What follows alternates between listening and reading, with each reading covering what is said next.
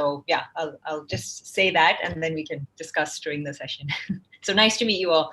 Same here, same here. Swarup? I mean. Swarup is just cheering for us now. Okay, that's it. That's it. I'm like, have I missed out somebody whom I don't know? Okay, so let's begin. Nidhi, I'll just do a couple of announcements and then you take over. Sure. I'll formally give it to the moderator. Yeah, please do it. It's almost 9 p.m. India time. And one of the things we really pride on is to starting events exactly on time and finishing on time. And thank you so much, everyone, for joining in. I'm Jatin. I'm one of the co-founder of eChai Network. We host engaging startup networking meetups in 25 global cities for a very, very long period. This is the 12th year for us. For 9 years, it remained a very small, nice community in one city, one state. But something happened in last 2 years and we were able to start physical meetups all over the world. So that was interesting. And this summit is like a culmination of a lot of things we had done in last 2 years in just one space. So that was interesting. So in a way, I've read about all of you and I'm really inspired by the work you've done. And so for this particular session, I'm not just an organizer. I'm a willing learner from you.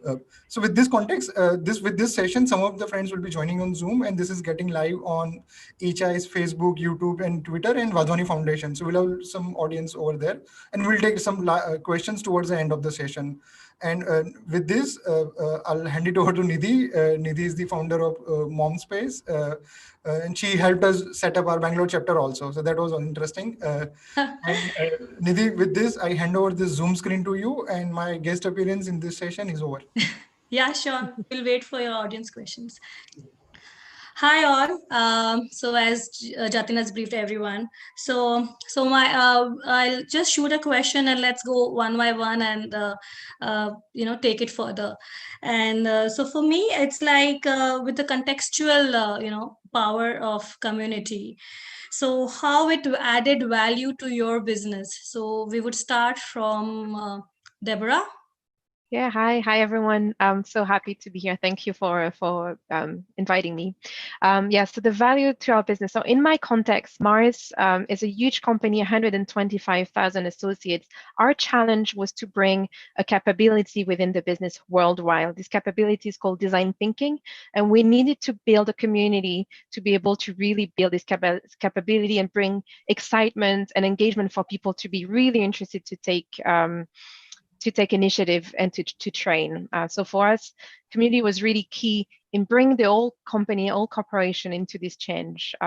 For us, it's more a community for change, to bring the business from what it is today to be more user-centric and to use design thinking. So in a short, okay. Yeah. So if for any business value, if you would like to add some instance, I mean, if you come across something, so. Would you like to add some instances, some example? Yeah, absolutely. So when we think about business value and design thinking, so we are in the midst of a digital transformation. So our business is adopting tools like advanced analytics, automation, AI. But these tools are great, but if you don't solve the right problem with these tools, you're not able to really bring value to the business. And with design thinking and user centricity, which is the capability that we're trying to do, we're able to frame the challenges with the users at the center. So by training everyone with this capability, we're really able to help solve the right problems for the business. For example, we've been working on, let me think about an example. How could we help the consumers today with the pandemic and the lockdown? The shopping habits are being different. How can we bring our products faster, or when people need them, where they need them? So we've been really talking to the users, talking to consumers, and with the community that we're building, we're really empowering everyone in the organization to be able to connect with consumers and gather these insights. Yeah, got it. Mahua?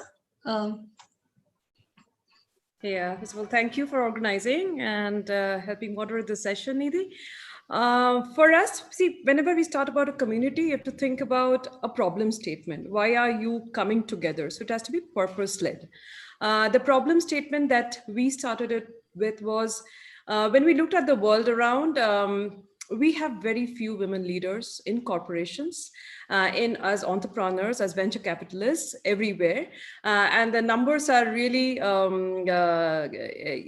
starkingly bad. Talking, right? So we said, hey, I and my co-founder were directors in Cognizant, which is a $15 billion company in MNC. And when we looked around us within the organization, we saw we were the only 2 women across a room filled with 100 men. I said, why is it like that? Because we never doubt competence of women. We never doubt that if a lady, the 2 most important reasons why women leave workforce are because they get married, or they have to take their caregivers for children or old age. But that doesn't reduce their competence or their talent. I think that gives them more power. So we started with the purpose that we have to build a platform and community where we power women to build leaders of today and tomorrow. That was our purpose. And we have a 3-sided platform, the Star and Me, where one side is women talent. The second side is organizations, where we want to make them meet. And the bridge the gap. Yes, and the service providers. So you would see a lot of career coaches, leadership coaches, transformation coaches, bring them together, lift them up so that they're competent enough that the organizations get it. So I think from a community perspective, 1, it has to be purpose driven. And number 2, till the time you are aiming to one goal, that's the way your ecosystem is going to grow. When we started, we said, we are just 2 people starting it. How do we grow it? So we started building collaborations with the right kind of networking groups. So Lean globally was one of the biggest collaborators. Then we had few others in India, then in the US. Then we had academia. So we had Ivy League colleges like MIT Sloan, Indian School of Business, some IIMs. How do you get academia together? So I think you have to build your ecosystem with governance, getting the right kind of pockets together who will help you accelerate. And then you obviously encompass it with the value that you're giving. Once people see their value is driven, they say to their peers, their networks, and that's the way it grows. So I would just try to keep it there. Thank you so much, Mahua. Anubha, would you like to add a few things? Anybody wants me to repeat the question?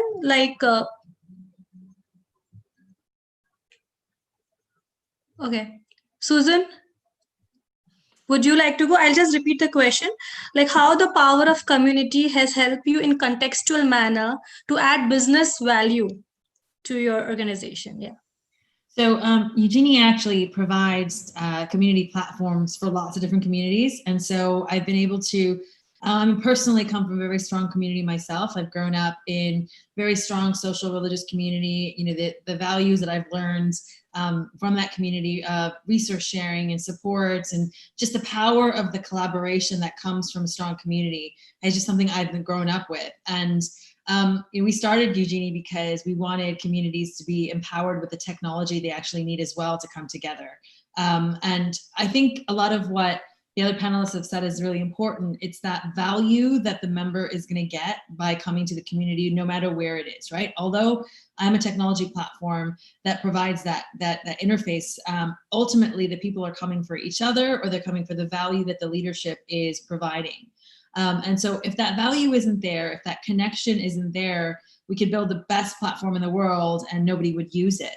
So, it is about, why are people coming together? What is the kind of objective as well, of what we're going to get from being there. And I think the challenge always becomes is that because we live in a world where there's Facebook groups and WhatsApp groups and Slack channels, people think building community is really easy, and it's not, right? The technology side is really simple, actually. You could set it up in 5 minutes on our platform, one of these other platforms. And the challenge of getting someone to come and understand the value proposition of what you want to offer and why actually they should come back after the first time. Because I think the other thing is a lot of times we can attract for someone in the first instance. Hey, I've got this community. It's so powerful. Come and check it out. But why do they come back? And I think that's the other key challenge as well in keeping these communities connected, is that how do we get them to continually engage? How do we get them to actually want to also give back to the community, right? We hear a lot about that 20-80 rule of 20% of your community will talk and 80% of it will lurk. I mean, the lurkers, quote unquote, have a lot of value too, but are we building that safe space? Are we building that opportunity for people to contribute?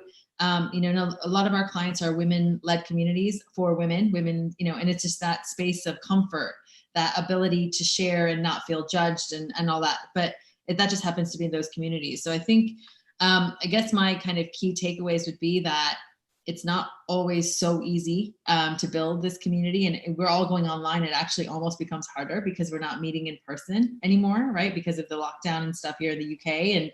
And, you know, a lot of our communities were actually in-person communities that had to go online. So you lose a little bit of that human in your community, if you will.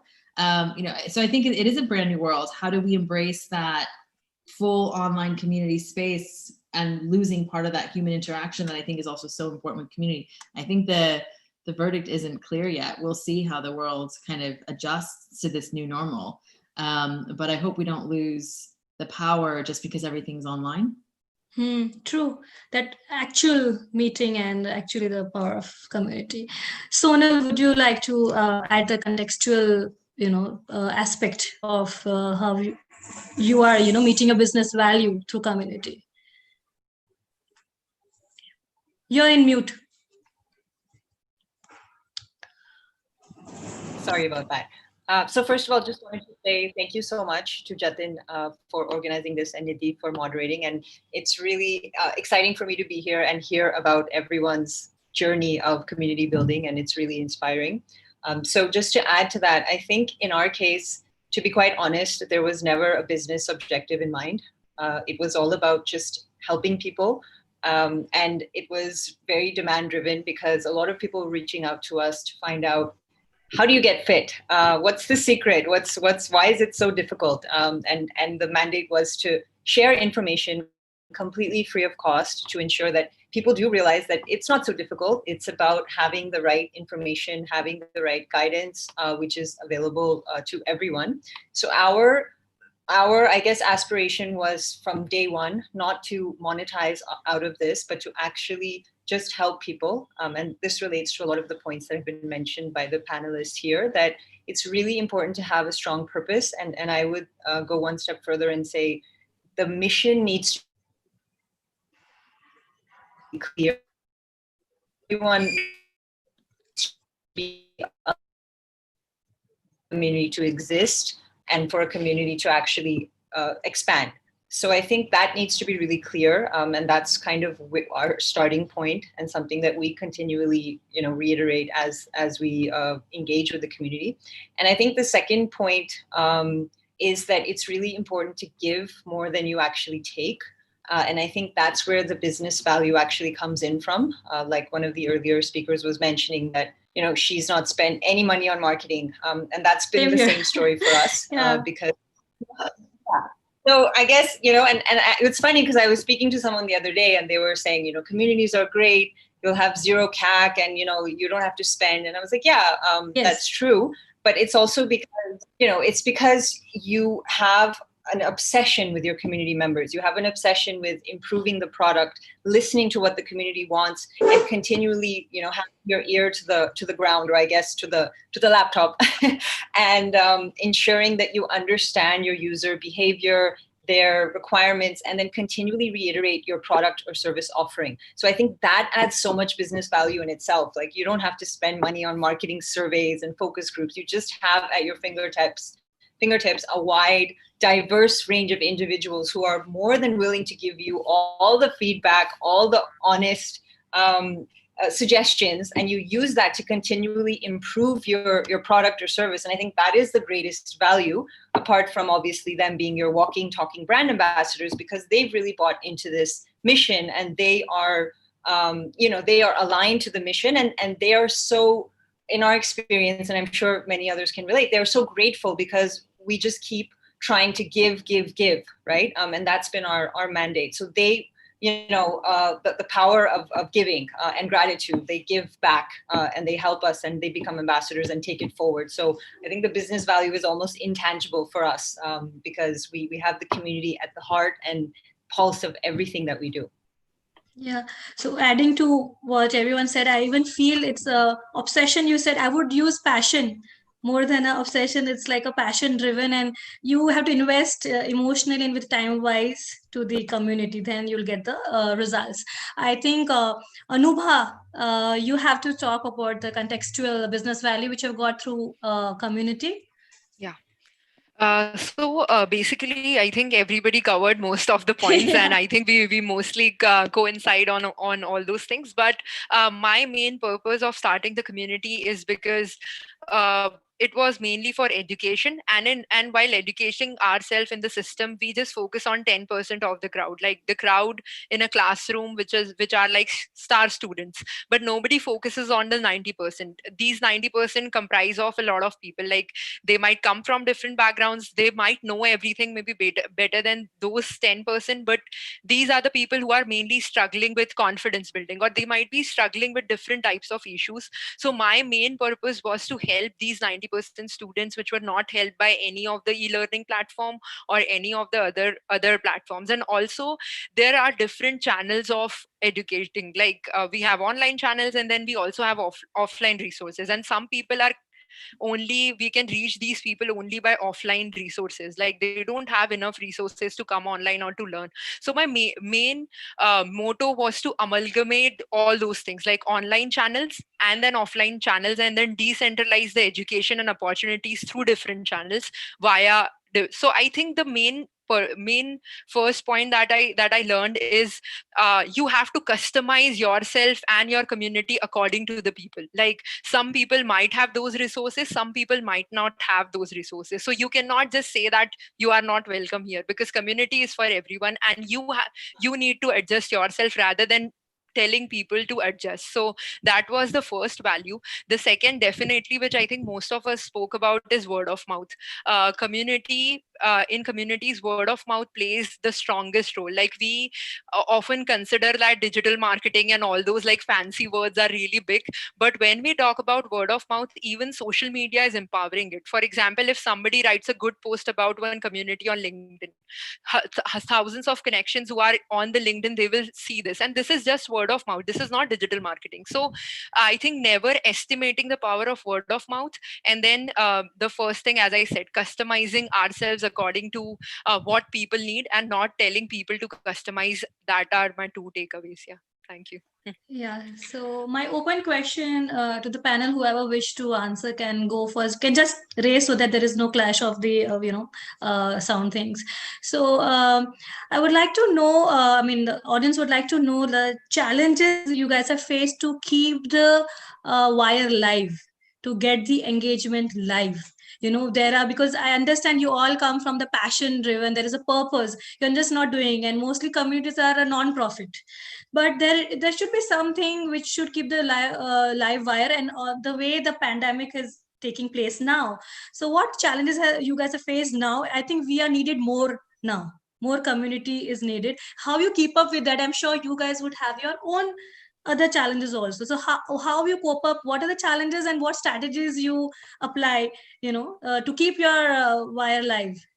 Yes, Deborah, unmute your yeah. Beginner's mistake. Yeah, so again, our community is it's slightly different. It's an internal community, right? But it's a community for change. So if you think about bringing up a new product or a new service to an audience, and something completely new and disruptive, people might get excited at the beginning, but they might lose interest. So for us, it's kind of similar. It's like people were really excited at the beginning to learn about this new capability, but how do you keep people's interest, and how do you actually move from being interested to actually doing it and using the service, using the product, right? So that's been challenging. And with COVID-19, of course, we had local ambassadors that were helping us in different offices around the world that are now virtual, and they don't connect in the same capacity, but also it brings a lot of opportunities for people to connect with a wider audience beyond the office, beyond their location. What I've been doing to really try to engage from the very beginning is I invested a lot of time and resources in the onboarding of my community members. So first of all, as I said, we've created a movement. So movement for change. A movement doesn't exist if there's not more than one person, which was me at the beginning. I had to find these early followers. So if you think about your service or your product, you need to find the early adopters. And And when we started the work, I didn't have all the answers. I didn't know what my full, what the full program would look like. But what I did is I co-created with these early adopters what the future of the community could look like. So really having these ambassadors at the beginning, involving them in the creation of the community, getting their inputs, it was very critical for us. And also in the onboarding of the first 1,000 members, I actually wrote a handwritten card to them with a little, little cards, little connection to really get this attention for a longer period than just the early interest. So I think that worked really well in our case. So the co-creation and the emotional connection with the first adopters. Yeah. Anybody else would like to? Yes, Susan? Sure. I mean, I think the thing that a lot of times things are, of course, I work in the online community space primarily. I mean, that's the kind of what we've built, right? So I think the challenge that a lot of we have with our community, but also the communities that our clients have, is the noise that's out there. Because so much more is going online, because so many people are getting on, there's LinkedIn and all these various platforms, Facebook, social media, Instagram. There's a lot of noise out there competing for people's attention. And so, even sometimes with the best of intentions, people are missing the information from their community because they're seeing it in a very noisy newsfeed, or they're seeing it, they're just missing the stuff that they actually find important from the communities that they care about. And so I think the challenge for, a lot of people, whether it's from a business or a community perspective, coming back to my personal, why we were inspired to start Ugenie was to build a private place for our social and religious community, because as actually the next generation was coming on board, the trends that we were noticing were people coming less, to the community center. There was more other distractions, other things for people to do. So how do we actually keep that community together when there's so much competition for people's attention? But I think it just comes back to what everybody was talking about in the first instance, was what's the value? What is the point? What am I going to actually get from participating in this community? And I say it in probably in a way that makes everyone sound very selfish, but that's fundamentally what is in it. What is your member going to get by giving you their attention, right? By coming and engaging with the community. And, the early adopter idea is fantastic. The feedback, building that place that has just so much value that it's a no-brainer, and you're getting picked on, the people are choosing to come back. But I think the challenges that we're facing, and especially in light of COVID, with everybody going online, is how do we actually keep people's attention? How do we cut through the noise to make sure that our message gets through to the right people, and the relevant message as well? Because even within our communities, I feel like people have different needs, as Anubha was saying, right? They have different needs. And if we're going to cater to those different needs, then even the way we communicate with them and the things that we share with them need to be bespoke to them. They can't just be generic to every member of the community. And I think that's the other challenge I see, is that when the community leader also doesn't have a lot of time or resources themselves, the time that they need to put in, and then they start developing different subgroups within their community, how do you really cater and curate the experience for these different types of people? And I don't think one size fits all. I think you really do need to make sure and put that time and attention to help people in different situations and different parts of their journey, et cetera. So yeah, I think the challenge at the moment is that we're competing for everyone's time and also our own time. Yeah. Yes, Mahua? Sonal, did you want to add, or shall I go after you? You can go ahead. No worries. I'll speak after you. No problem. Right. Yeah. So one of the things, ours is a very new community, I would say, new product, right? We just, in the month of January, so there's a difference between technology and community. Technology is just an enabler that gives, I think when we started off, we understood it wrong. We give so much focus on technology, on the platform. But technology is a medium. Today, I think everybody, all of us here on our small phone, we know LinkedIn, Twitter, Instagram, Facebook is there, and all your consumers are there.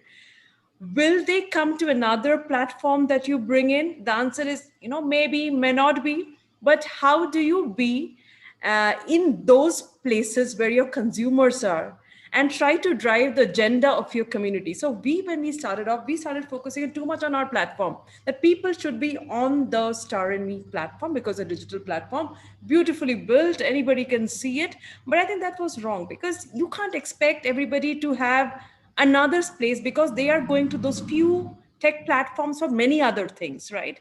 But in that space, what worked for us is amazing traction. Since it's a professional, career-oriented platform, we get amazing traction on our LinkedIn page. And that's the biggest lead generation for everything else that we do. So Facebook or say, for example, Instagram might not be the right channels for us, but LinkedIn and Twitter are amazing. And then because it's a new platform, people will take time to engage on our platform. They do it.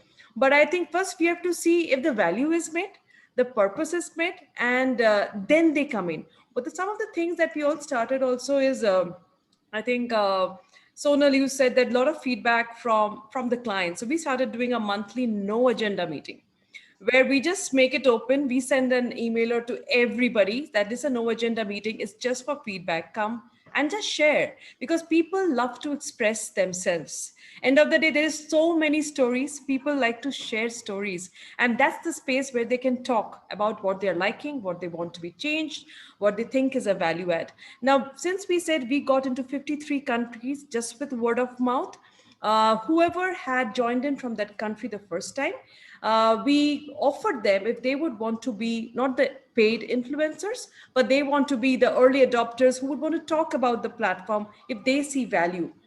And we have seen when people do for you, you have to give them recognition. People do not look for monetary recognition. They look for other kinds of recognition. So we do their profiling and we share it on social media channels. So they'd be happy when their stories are shared. I think everybody does a good job, but what they really feel bad when people don't recognize them. So I think some of the early adopters who are talking about our platform, we keep on, telling about them. The other one that I had written, yeah. So all of these things are kind of very, very important when you build a community. It is, I think somebody said on the panel, it's about giving. People are here. They are trying to give a lot. Till the time I think we are able to hear them, we are able to take that feedback, and co-creation is super important. And Deborah, you talked about co-creation. It is so very important to continuously innovate.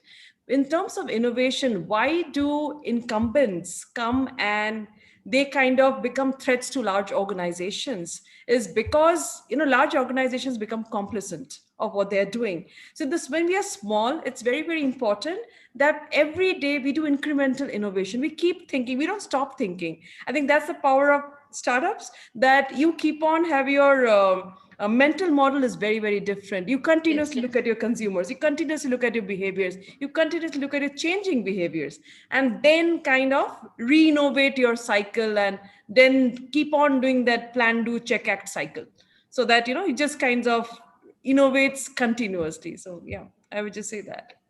Sonal?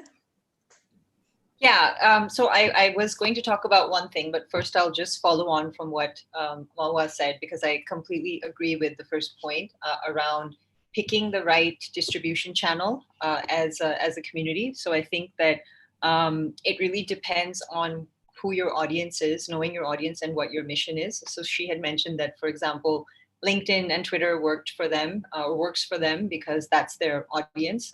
For us, it was really about Facebook because it's about fitness and people are sharing transformation photos. So it's slightly more informal than, say, a LinkedIn. And that really helped us because initially, I mean, as I mentioned, it was not a plan that we had to actually create this as a business model, but it just happened as a easy ways of distributing information. Let's just put it up on Facebook. And that worked really well for us. The second point that I wanted to talk about regarding challenges of maintaining and growing a community is around ensuring that you maintain quality standards as you scale. And I think this is really, really super important, going back to the whole point of, why would someone want to be part of your community? What do they get out of it? And I think that's something that you have to continually evolve, not only in what you're providing, but ensuring that it's actually a space that people feel comfortable engaging in.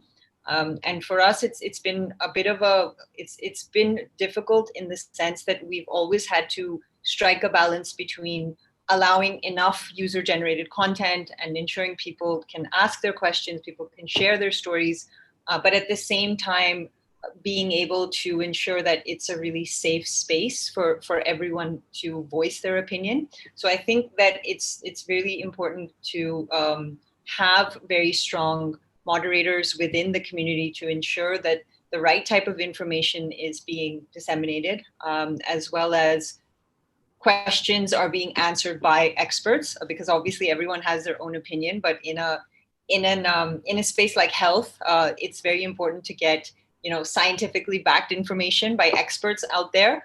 So while you want to encourage open flow of discussion, you want to ensure that people are actually coming to get what they came for, which is the right information by experts. So I think that, again, because of our mission to get 50 million people fit, and because we, like so many other women here have mentioned, got very good early adopters who started engaging with members and who then actually became our coaches, this was a little bit easier for us because we were able to then maintain that quality standard by ensuring we had these coaches, and who are also moderators, be very, very active within the group to ensure that quality was not being compromised, which I think is super, super important and key when you're growing and scaling a community. So I would just say that is something that is important to keep in mind. Okay. Can I just jump in? Is that okay to respond to some of that?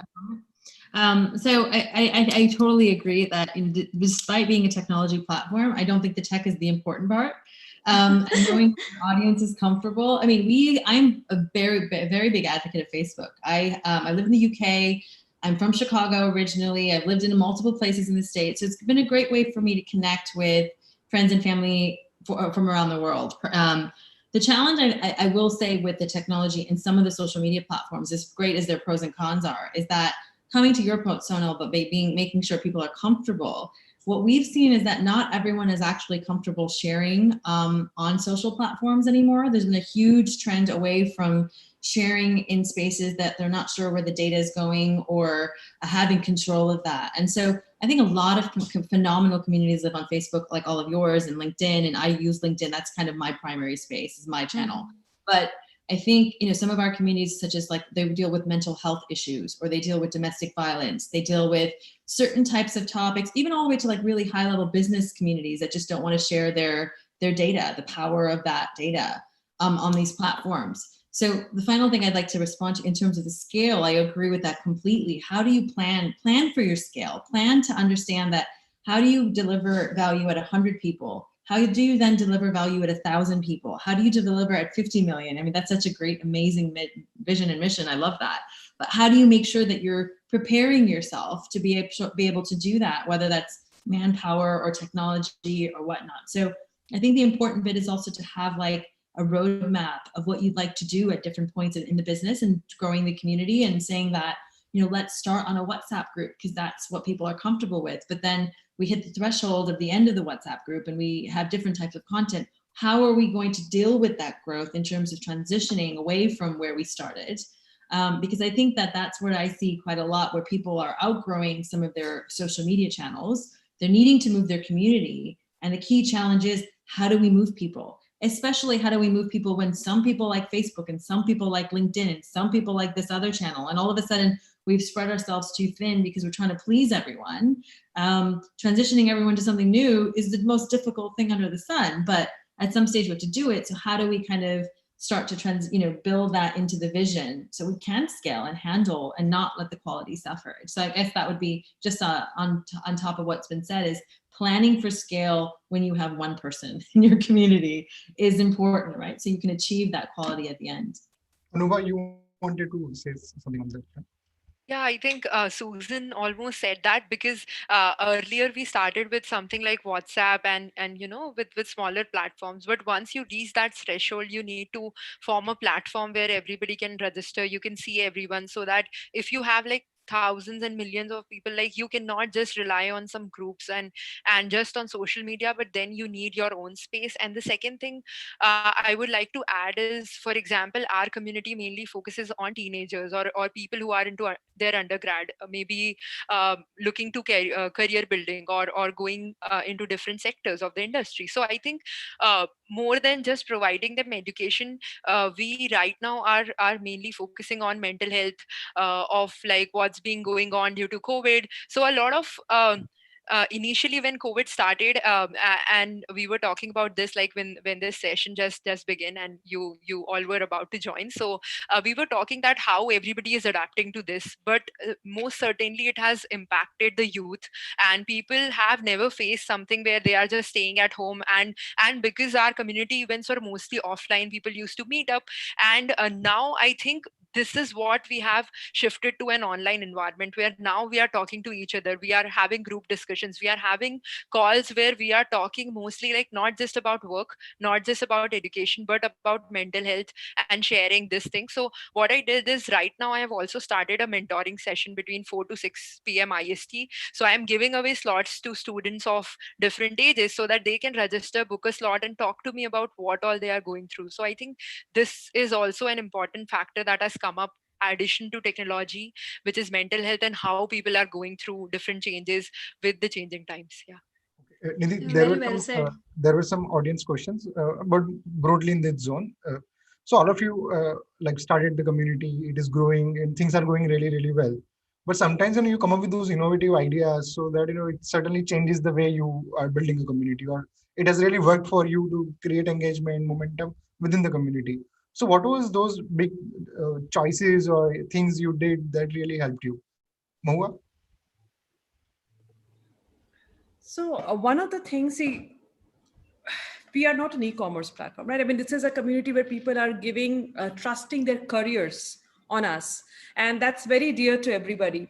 So we have, as we said, we are a three-sided platform: women, talent, organizations, and service providers. One of the things that we have done, and one of the panelists talked about quality, it's super important that you have quality on the platform. So we have coaches, career coaches, leadership, transformation coaches on the platform from all the 4 continents, across the globe. We do not accept any coach when somebody reaches out to us. It is always reference based.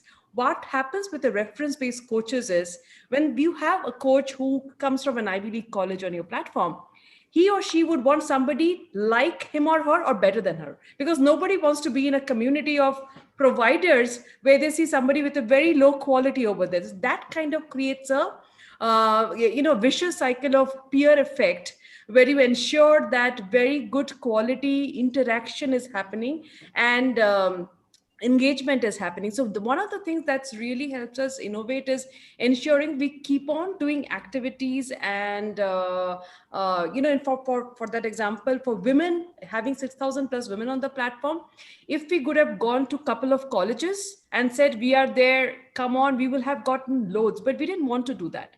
We wanted to have quality over quantity.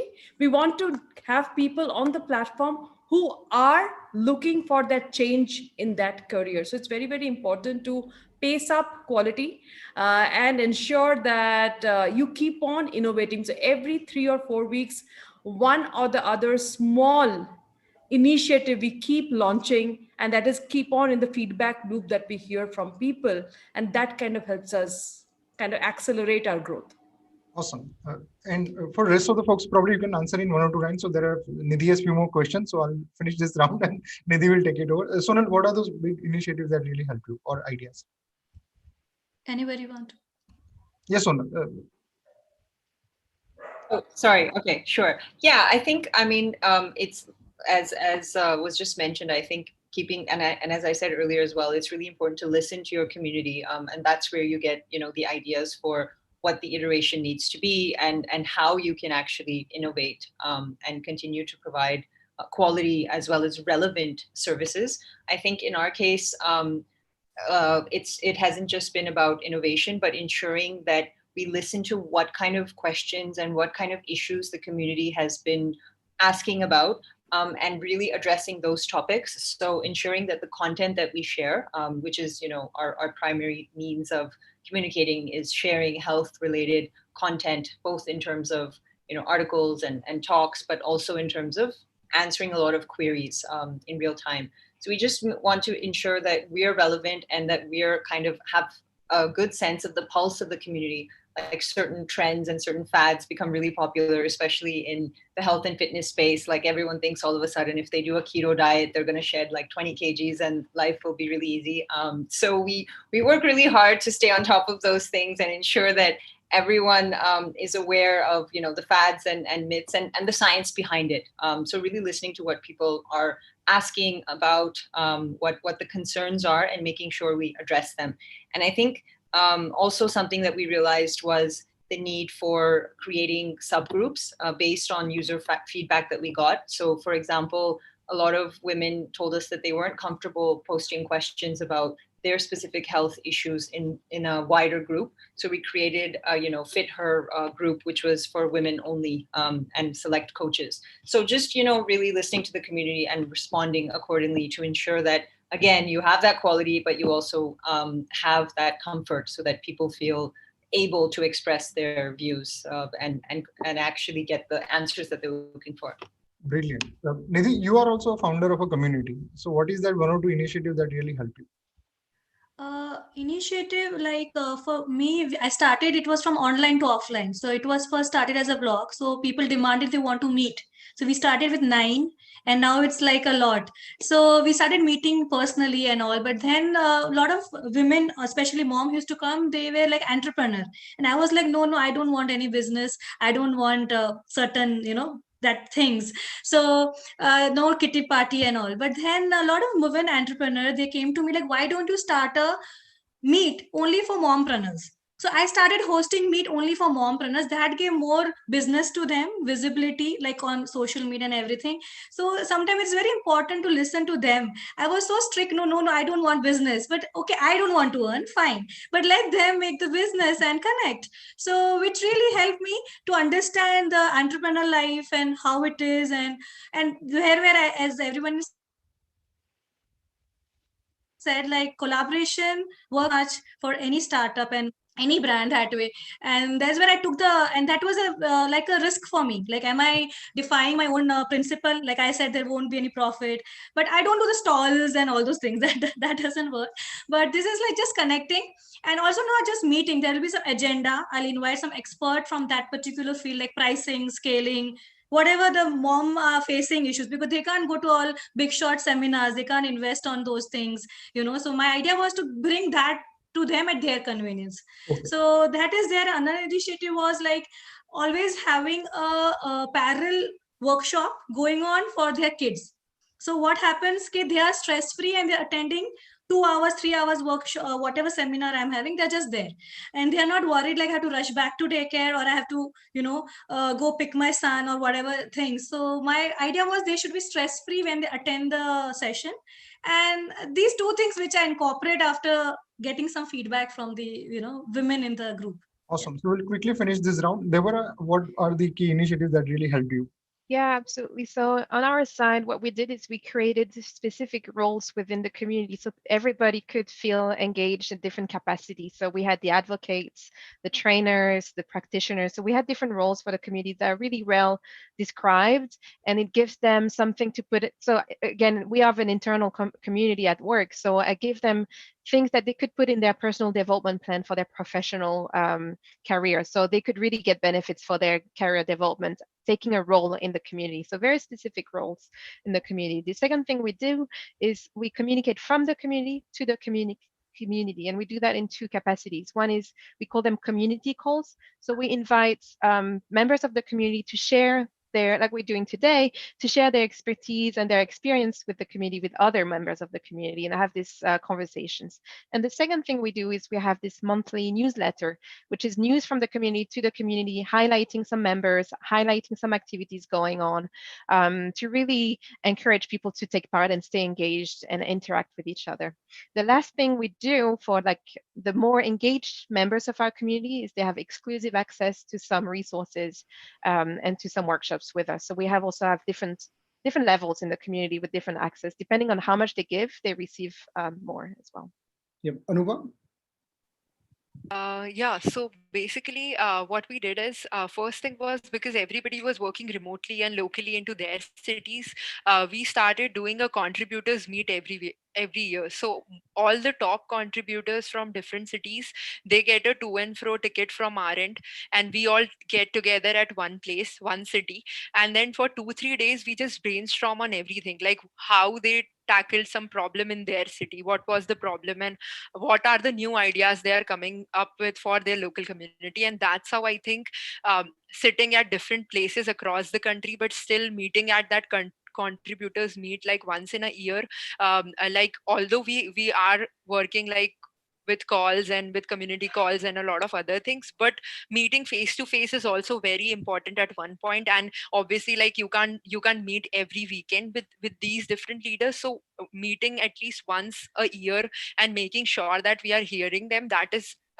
very important. The second thing was, if you increase the infrastructure, or once the infrastructure becomes so big, I think then also you should have a personal connection with each member, like each member or each volunteer who is working at the lowest level, like you should have a personal connection. So I have given liberty to all the people. They can contact me, write to me anytime, even if they write to me at night time or day, like it does not matter. I make sure that I am giving them an answer, I am getting on calls, or if there is any problem, because this community is of young people, there might be a lot of misunderstanding because they are not professionals. So we get on a call, we get it resolved, and we make sure that we are taking care of them so that they feel important.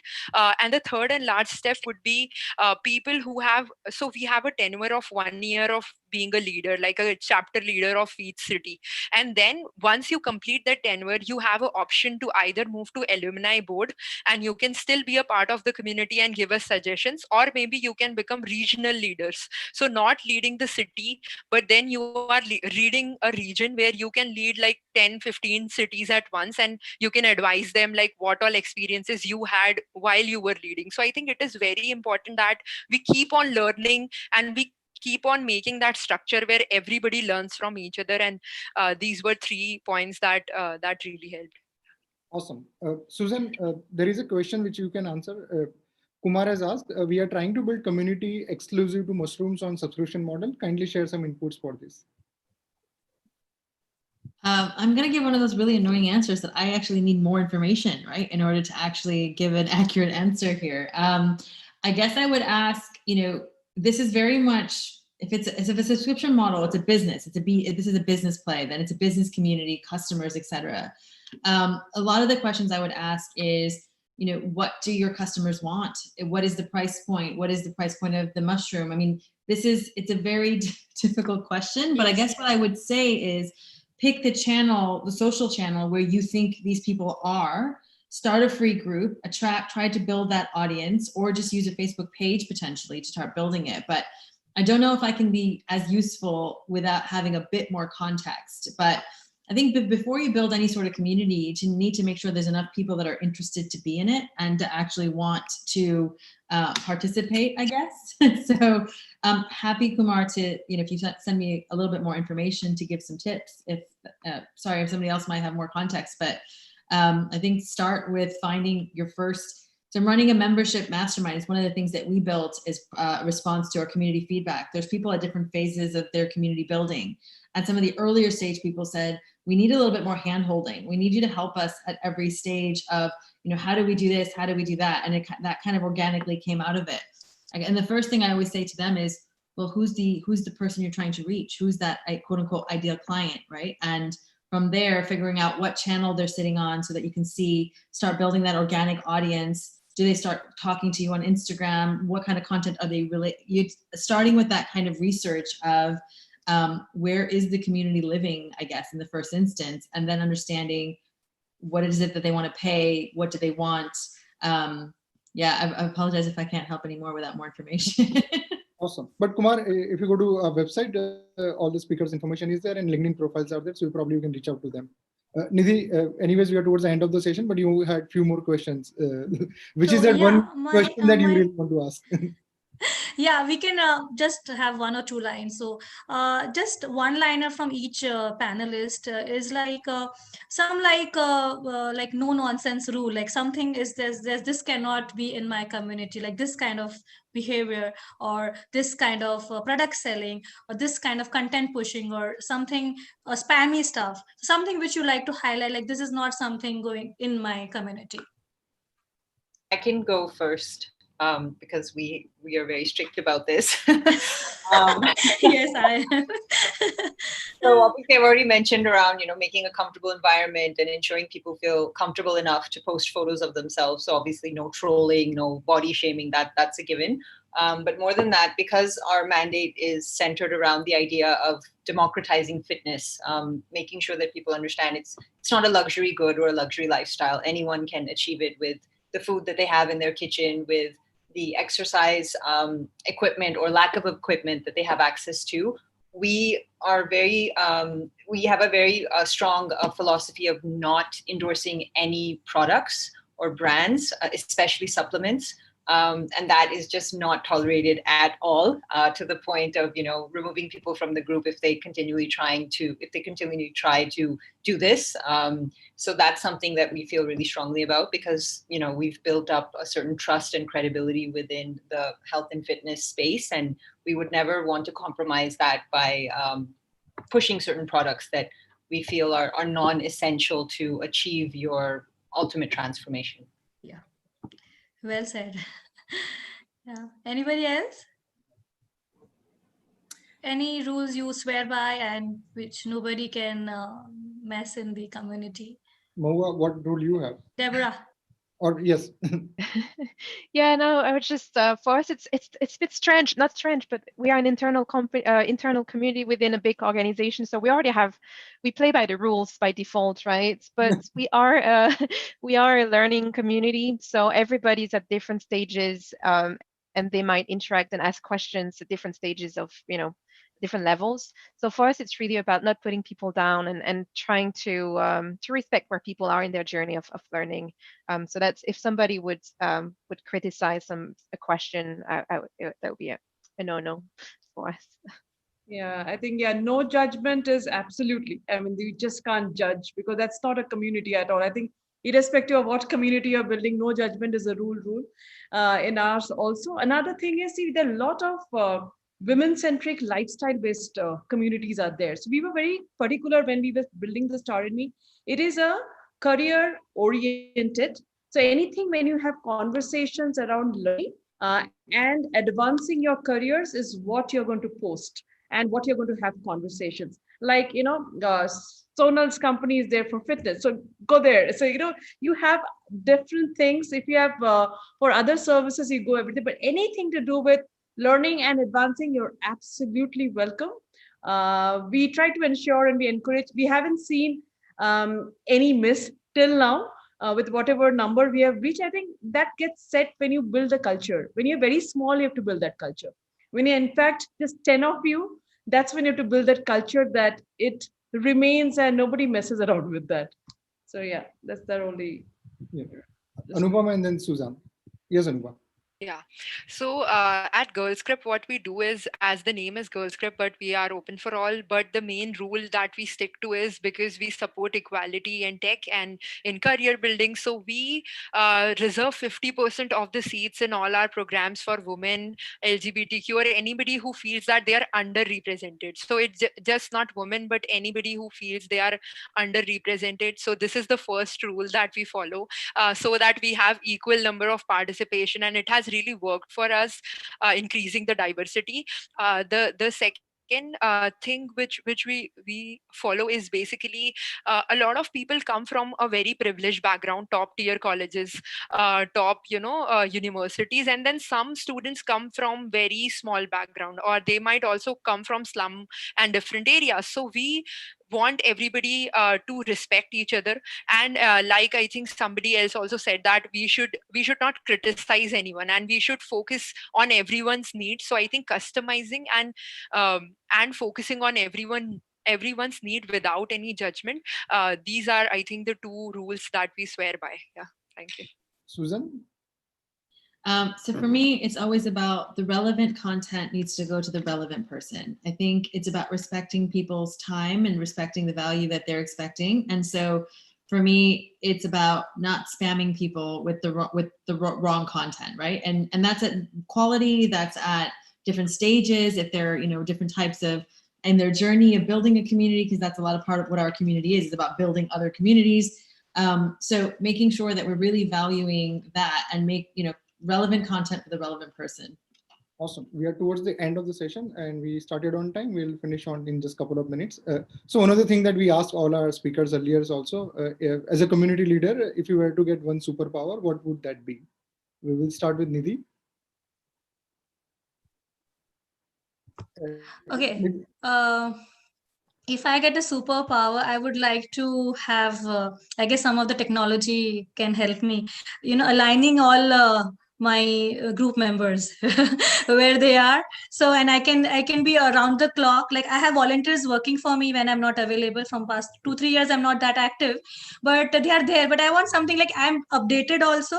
And also like I also need to have some superpower where I can draw the filter, where I don't get so much affected by the member challenges and a thing. You become so much part of them. Each 100 or 1,000 people, we feel so much connected. Some superpower we need. We are towards the end. Your superpower has been assigned to you. So, and no, Okay. so you cannot ask for the same superpower that another panelist has asked. Oh, okay, fine. Thank you. What is that one thing you would really like? For us, superpower, we want to reach 20 million women globally. That's the superpower we need. And soon we would want to establish at least 50% equality in leadership at workplace. These are the two superpowers we need. Awesome. Thank you so much. Susan? To empower people with no matter their budget or their technical experience, a safe place for their community to live. I feel like too many people are dependent on free platforms and because they're scared of technology or they don't have money. So, for us, it's about empowering the communities, right? The tech is it is important. It's that foundation. And we don't want people to be left behind because they don't understand. Awesome. We are towards the end. So Deborah, just one word. What is that one superpower you need? The best member journey for my members, like flawless, beautiful, frictionless. So Susan, you can use all those superpowers as your key benefits for your application. Anubha?